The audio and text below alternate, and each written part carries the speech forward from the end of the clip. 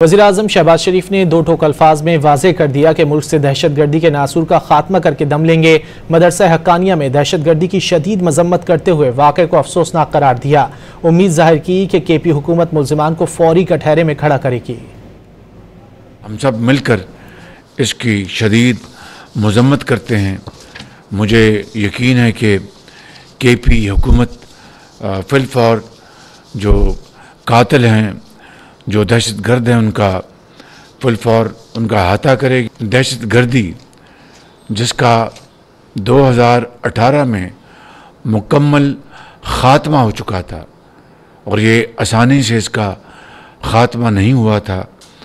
80,000 पाकिस्तानियों ने शहादत का जाम नोश किया था। बदकिस्मती से हालिया सालों में इसने दोबारा सर उठाया है। उसकी वजूहात हम सब जानते हैं, लेकिन मैं यहाँ पर उसकी तफसील में नहीं जाऊँगा। इंशाअल्लाह फिर इस दहशतगर्दी का कला कमा किया जाएगा और हम चैन से नहीं बैठेंगे जब तक कि इस नासूर को दोबारा दफन नहीं किया जाता।